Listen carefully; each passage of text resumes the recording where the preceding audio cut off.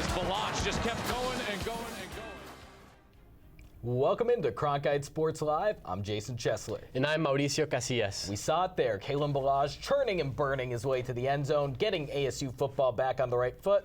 Unlike Mauricio and I, we are always on the right foot. Absolutely, Jason. Let's delve right into that game. The Sun Devil football team is coming off its best performance of the season as it took down number 7 UCLA. That Kalen Balazs run that we just saw represented a lot of pent-up frustration for the Sun Devil offense. The question now is whether or not they can stay on the right track as they host 3-2 Colorado. Now, at this point in the season, any loss would devastate their hopes of winning the Pac-12, and Colorado is a far cry from that team that only won 2 games last year. Now, for more on that, the upcoming game, we bring in WCSN football reporter Zane Hopin. Now, Zane, ASU's offense finally got on track against UCLA, but there were a couple times where it still looked shaky. Where do you think they need to improve? On? Yeah, like you said, it's kind of hard to pick out a negative point from such a huge win. But it's just the back shoulder throws. They keep going back to it like they did last year with Jalen Strong and Taylor Kelly because they had such good personnel for the run and, the pass and catch per se. But it's more of a personnel issue. You look at Berkovici's numbers on first and second long, they're in the 60s, 59% on second down, or first down, sorry. But on third and long, it's a huge drop-off. And that's when they run the one-on-ones they got like a matchup on the outside. They don't have Jalen Strong anymore. And so that's just the issue. They thought that guy was going to be Ellis Jefferson, but he hasn't really seen the field very much. So it's just a personnel issue matchup-wise. So I don't think they should go back to it, but they continue to. So it's all about faith. Now, Zane, this Colorado team, as I mentioned earlier, only won 2 games last year. They're already at 3-2, played really well against Oregon. What are you expecting from them? I think it's all about Nelson Spruce, the wide receiver. He's an all-conference talent, and even last year when they struggled, he was. And so I kind of see a lot of Juju Smith in him from USC, and he kind of torched the defense. So I think it'll be all about containing Spruce in the long run, but they're an improved team, so we'll have to see. Well, Zane, thank you so much for your time. And guys, stay tuned, football fans, because we got a package later on in the show that will detail Arizona State's linebacking core and how it's been one of the best parts of the team so far. Stanford. Not a problem. That's business as usual for ASU volleyball. They've made a habit out of winning. It's proving to be a tough one to break. The Sun Devils, they remain undefeated with a 15-0 record and a number 5 national ranking. The team's been at home since September 8th, but they'll take to the road for 4 games in Washington and LA. Who's the key to these major matchups? Why, it's the record-setting Macy Gardner, of course. That kill, I couldn't help but just be a fan of Macy's. I'm not her coach. I'm just a fan, and I smiled probably for the first time this season, maybe on the bench, but I smiled and I just thought, this is, wow, I'm a huge fan. And if you want to hear more from the record-shattering Sun Devil, we've got more. We've heard plenty of praises sung for the record breaker. However, I'm going to add one to the list. Stay tuned for later in the show, a Sun Devil sit-down with the ASU legend.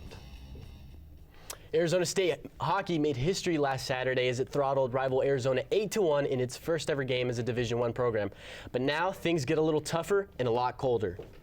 Arizona State will play its first Division I opponent tonight at 9 against Alaska Anchorage, the Seawolves. Joining us now to talk more about that slate of games in Alaska is none other than Joe Constantine. Now, Joe, in that first game against U of A, we really saw a big freshman impact. What can you tell me about that? Well, you did see a big freshman impact now, and that was 2 guys, one by the name of Jordan Masters and one by the name of Joey Ratz. Joey Ratz, 3 assists in that game. Jordan Masters, 2 goals, 2 assists, and this is something that Greg Powers has got to love. Greg Powers, after the game, talked a lot about Jordan Masters. His staff gave him the MVP of that game, and that's a big freshman impact coming in. They're not at the NCAA level. This is something they can experience, getting big freshmen coming off these junior leagues. But these aren't your typical freshmen now. These guys are going to be 23, 24, 25-year-old freshmen coming into college. But that's something Arizona State's got to love, especially as they get higher up. Now, Joe, again, this isn't an ACHA team anymore. It's a Division I program against these Alaska schools, Anchorage and Fairbanks. What are you expecting out of these games? Well, it's a good game for Arizona State to get their feet wet in against the Alaska Anchorage team tonight as they head up to the land of deadliest catch. This Alaska Anchorage team had only 10 wins last season. They were last in their division, coming in 10th place. So again, Arizona State, this is a really good game for them to finally get their feet wet in this NCAA competition. And this is going to be a tough road for them. Transitioning, we talk about pace of play. This is kind of like going from minor league hockey to NHL, going from ACHA to NCAA. Going to be a lot faster. They're conditioned, though. This is a really good team, and I think they can pull out a dub tonight. Absolutely. Joe, with the latest on Sun Devil hockey. Again, the Sun Devils play tonight at 9 in Anchorage. Now, if you didn't get the chance to see ASU play in the desert last weekend, we've got you covered. Our own Tyler Paley explains what the atmosphere was like in the season opener. 5,385.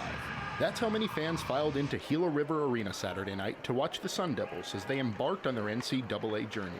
Arizona State defeated rival Arizona 8-1, but it was the environment, not the outcome, that left a lasting effect. Fans of all ages cheering, the marching band playing the fight song loud and clear, and the cheerleaders pumping up the students. Sure, a victory in Game 1 of a historic season is nice for ASU, but it was the 5,385 people who went out to Glendale that made this game a memorable one. For Arizona State, an expected but much-needed win here against rival Arizona at Gila River Arena. Next time they're here, January 8th, they'll play Yale in the Desert Hockey Classic for the first time ever. For the Walter Cronkite Sports Network, I'm Tyler Paley, reporting.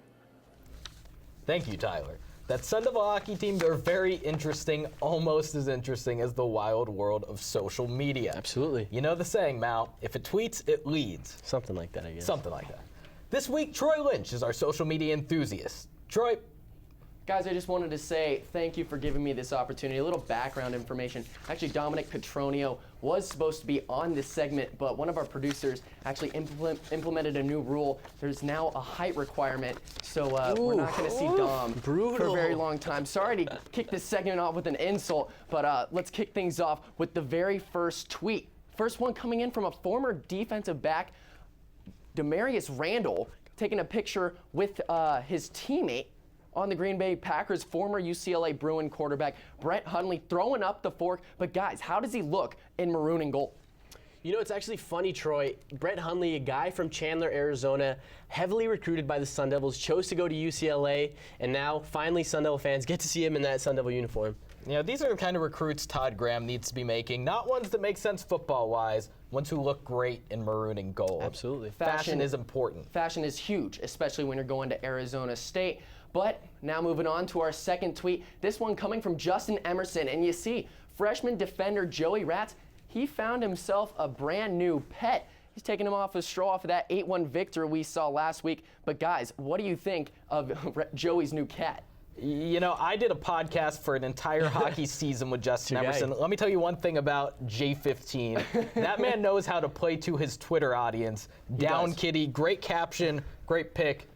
Good work, Justin. You know, I'm just a little disappointed that U of A decided to wear those actual uniforms. I was expecting those horrible alternates, and instead, you know, we get the normal U of A sweaters, not uniform sweaters. You know, it's kind of funny. I thought you guys would really pick up on this, but like rats, now it's like the rats are taking over the cats. Sorry, that was cheesy. We're moving on. Next one, coming from Instagram. You heard this. You've heard of them. Coming from SportsCenter, former ASU wide receiver Jalen Strong. You knew him from the Hail Mary against USC last year, but last night against the Colts, his first NFL touchdown coming off a Hail Mary. What do you say about that? Is it more important to get it against USC or more important in the pros? Well, Troy, I'll say one thing. Getting in the pros, you're getting paid a lot more. Paid a lot more. Of course, he's not getting paid at Arizona State. We don't Neither know. are we. We're not neither getting paid are at all. I will say this. For that to be your first ever catch in the NFL is pretty incredible. I have a question. Is Hail Mary a proper noun? I thought any Hail Mary to Jalen Strong would be a Hail Mary, but was that play in the NFL just a regular Hail Mary? They called him Jay in the tweet, which is weird. He doesn't go by Jay at all. I go by Jay. You go by Jay. Well, if you guys want a grammar lesson, I'm sure Jason Chesler has a grammar podcast that he has with Justin Emerson. But guys, that's all I have for social media this week. Back to you. Thanks, Troy. Great job as always. Now, early in the show, we mentioned Macy Gardner, possibly the greatest Sun Devil volleyball player in history. She isn't necessarily the most vocal leader, but she leads by example. She admits that she can be awkward and shy at times, but her play on the court could not be more different. Reporter Zach Pokleb delves more into who Macy Gardner is and what it was like to break the record in this edition of Sun Devil Sit Down. All right, Macy Gardner, #1 all-time in kills in Arizona State history. What does that feel like to, have that title? It's definitely just humbling because it's 4 years down the road, senior year, and it's just kind of a dream come true when you're just playing with your friends, your teammates, and the coaches that support you all along the way, and it happens. And you don't think it's like an emotional roller coaster, but it happened, and you see your teammates, they're happy for you, we're all happy for each other, and it was just a cool experience. All right, so when you did get that kill, what went through your head? I know you saw Whitney. She was the first one to come say hi to you. At this point, I'm just like, okay, it'll be nice to just get that number. And I turn around and I see Whitney Follett with the cheesiest smile on her face, like looking down at me, and it's super cool to think that your teammates have your back like that. It just means a lot. When you have time to look back, what is this period of time going to mean to you, and what do you want to look back and kind of see when you look at Arizona State's program?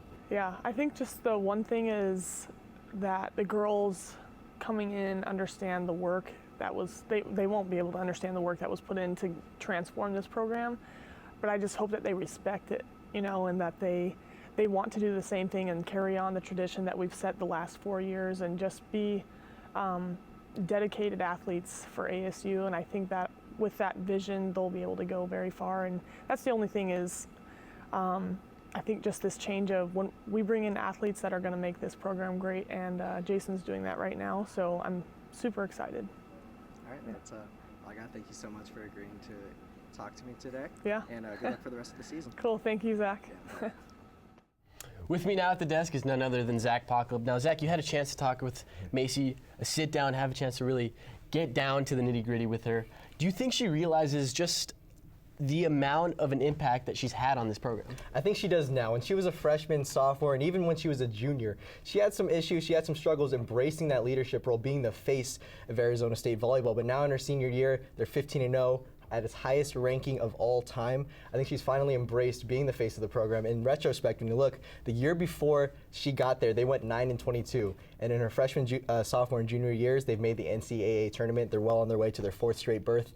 And when you look at it, it's Macy Gardner who has made Arizona State a volleyball destination. Well, Zach, great work as always. And Macy Gardner and company will be in action tonight in Washington against number 6 Washington. A great game to check out if you're a fan of Pac-12 volleyball. Zach Pockleb again. Thanks. With the latest on Macy Gardner. Now from one Sun Devil great to another, ASU soccer has been sorely missing Callie Farquharson. The team has lost 6 straight, the last 4 without their star striker. Farquharson is playing right this instant in a matchup with Pac-12 rivals USC. Her presence, well, it's appreciated, according to Coach Kevin Boyd. Getting into of Callie is a massive difference for us. I mean, as soon as she stepped on our practice field, it's like everyone went, oh, thank God, and started playing better as well. I mean, it's completely different. I just, go out there and do what I can to do the best that I can to make my teammates better. And so if they feel relieved, that's awesome, but I just want to go out there and help them. Arizona State football has never lost a game against Colorado. The Sun Devils have a perfect 6-0 record against the Buffaloes, but they aren't taking them lightly. WCSN reporter Brett Deckert has more on how the linebacking core has been one of the best groups for Sun Devil football. Arizona State's attacking defense was on full display in their victory over UCLA last Saturday. The Sun Devils limited one of the nation's best running backs to 63 yards, and the Bruins as a team had only 7 yards rushing at halftime. ASU sophomore linebacker Christian Sam said his team felt good about how they played, but made it clear they've already moved on. We're always learning. The coach is always coaching, and they're always teaching. You can never stop, teaching and learning because, things change and you have to adapt to certain stuff. So, every week we're getting better, we're learning. The entire linebacking group has been a key and consistent cog for this Arizona State defense, but one man's play stands above the rest. The nation's leading tackler, Salamo Fizo. It's all Salamo. He has just taken that experience that he has in our system and he's just chosen to commit to being a better player. Fiso has been a key member of the defense for 3 years now, but this is the year ASU needed him to step up. He certainly has, but so has the rest of the linebacking corps. That's for everybody, though. Everybody on the team, and it's not just about, one person, it's about everyone on the team. And, us as a group, playing as one and, doing our jobs. Even after the bumpy start to the season, that message of playing as one has this team still believing. We should be in the championship. I truly believe that. And how do they get there? Our effort, doing what we're supposed to do, playing hard. It will be easier said than done for Arizona State, but after the impressive showing against UCLA, it's hard to count out the Sun Devils just yet. From Tempe, I'm Brett Deckert for Cronkite Sports. Now, with the exception of a certain school with a certain $15 million a year TV deal, the team is nothing without its conference. So, since there's nothing Irish about the Fighting Sun Devils, let's take a look around the Pac-12. Here's Ethan Gaines, who I learned before the show is not Irish, with mind the emphasis, impact. Thanks, Jason. This week's Impact segment is one between two undefeated teams. We're looking at 23rd-ranked Cal at 5th-ranked Utah. We'll start with Cal, who had a last-minute win over Washington State last week at home. Starting quarterback Jared Goff is having a Heisman-caliber season, ranking in the top 10 nationally in almost every quarterback statistic. His favorite target this year has been the man on your screen, Kenny Lawler. The Golden Bears are yet to play a ranked team, so a win against Utah would solidify them as a frontrunner in the Pac-12 and also as a national contender. As for the Utes, they've surprisingly emerged as one of the top teams in the nation after wins over Michigan and Oregon this year. Facing Goff and Lawler will be a tough test, but the defense has been Utah's true strength. The Utes allow about 18 points per game and are great at forcing turnovers. A win for Utah would potentially vault them into the AP top 3 and would also keep them at least a game ahead of ASU in the Pac-12 South. Thanks, guys. Back to you. Thanks, Ethan. Now it's time for The Way It Is. The questions are short, the answers are short, but for the victor of this segment, the coveted monologue that we get to read is long. Not too long, because then our producers get mad. All right, Jason, you ready? Yes, sir. All right, let's get started. Jason, we saw it at the top of the show, Kalen Ballage, a force to be reckoned with. Out of anyone, if I could pick, is there anyone that you would be more scared to tackle than the 6'3", 230-pound running back in Kalen Ballage? Well, you know, I think I'm contractually obligated to say Mike Bercovici at some point here, so I'm going to go with Berco. What if I injured him tackling him? It'd be devastating. Yeah, I'm sorry for even thinking it, Sun Devil Nation.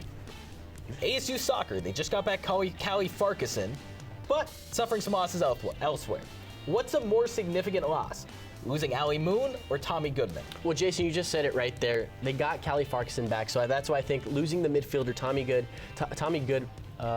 Goodman is an issue, simply because she's great at distributing the ball, helps really ignite that offense. Just a terrible situation for her. Hadn't missed a single game in her career and is now likely out for the season. Now, Jason, we saw ASU hockey dismantle U of A last weekend, but how do you think they'll fare against the Alaskan schools? You know, a few big differences here. It's very cold. They play very late at night, and they're up against two real NCAA programs. Their goal is to not get embarrassed. I don't think they get blown out, but I think they drop both games. Now, undefeated ASU volleyball, they haven't dropped any games. They're not even the highest-ranked team in the Pac-12, though. They face top-ranked USC next weekend, but do they make it there undefeated? Jason, I think it's going to be tough. As I mentioned earlier in the show, they're playing number 6 Washington tonight on the road, and then they have to go play UCLA as well, number 12 also in the country. It's going to be tough to get there. I don't think they do it. Now, Jason, the ASU basketball maroon and gold scrimmage is tonight. What are you most excited to see from Bobby Hurley's squad? And don't say his Yeezys. Besides his Yeezys, give me Jerry Blake's. He's a real high character guy, but he's also a real volume shooter from a guard position, and anyone who knows how I feel about Jahi Carson knows I love that. Last question, Mal, as always, the most important. Earlier in the show, I called Macy Gardner a legend. Now let's figure out how legendary she really is. Mal, on a scale of Paul LaDuca to Reggie Jackson, where's Macy's place? Paul LaDuca to Reggie Jackson. Given that she broke a record, such a monumental record, I have to say Barry Bonds, but Macy Gardner's record is without an asterisk. Macy, you did it the right way. Wow. Now let's figure out who won this thing. All right. It's going to be a bit of a heavy one. I was going to write a monologue on a happier topic, but after some breaking news this morning, I knew I had to focus on something tragic. Northern Arizona University, our neighbors to the north, a rival of ASU club hockey, and quite frankly, a place where a lot of my friends go to school. It's now home to yet another shooting on a college campus. Let me echo the likes of Katie Nolan and ask, what the hell is really important here? I'm sure the Ice Jacks will do some kind of memorial, but as a sports fan, I'm sick of seeing them. I'm sure it'll be covered in the news, but as a member of the media, I'm sick of reading about it. I don't have any answers. Whatever happens, something political, medical, cultural, whatever, has to end. This can't be the way it is. Yeah, powerful stuff, Jason. Of course, our thoughts go out to the victims and their families. When stuff like this occurs, you know, it's just tough to transition out of that. Sports can be an escape from tragedy. And of course, like I mentioned, there's no easy way to transition from this. But now we're sending it over to Miles Todd, who's got our weekend forecast. Thanks, Mal, and that was very well said, Jason. This weekend, it kicks off with hockey in Alaska, taking on Alaska Anchorage at 7. Also at 7, the volleyball team looks to stay undefeated, scotch-free if you will, as they challenge Washington in Seattle. Then on Saturday, hockey is staying in Alaska, this time playing Alaska Fairbanks at 3, and the Sun Devil football team is at home in Tempe playing Colorado at 7. On Sunday, the weekend ends with volleyball staying in Washington, playing Washington State, and finally soccer is away as they play UCLA in Los Angeles at 1. That's all for Weekend Forecast. Back to you guys. Thanks, Miles. That's what's coming up this weekend. Let's take a look at what the top plays were from the week that was. Everyone's favorite segment, Plays of the Week. Number 3. Take it out to the football field. Mike Bercovici, he always hands it off. It's a keeper this time. And he will go, well, wow, there's no one else in the shot. Touchdown Burko is a touchdown for Sun Devils everywhere. Mike Bercovici, he throws, he runs, he does everything. Jason, to think you could have potentially tackled him and injured him, Sun Devil Nation would have been at a complete loss. Number 2, same game. We've shown this play at the top of our show. It's Kalen Balazs literally barreling through all of UCLA's defense, and his team's got his back. There you see Cody Cole, the Cole pull. Hashtag Cole The Cole pull push. You saw the Bush push earlier. Here's the Cole pull. Arizona State with the win over number 7 UCLA, and this was the touchdown, Jason, that cemented that victory for Arizona State. And the number 1 play of the week. We zoom in. I love that slow motion effect. Oh, wow. Number 1 play, you've seen it once this show. Hopefully you'll be seeing it all over the place from here on. Macy Gardner, the record breaker. Most kills in Sun Devil history, could be well on her way to 2,000 kills. And with a spike like that, it's easy to see how she did it. Congrats, Macy. You are a Sun Devil legend. 1,872, 2,000, 2,500. Who knows where it ends for her. Yeah, Jason, incredible stuff. Those were actually some of the best plays I think we've ever had here on the show. A quick update for you guys. ASU soccer against USC, 1-1 right now. The score is in the 48th minute. But that's all we got for you guys here at Cronkite Sports Live.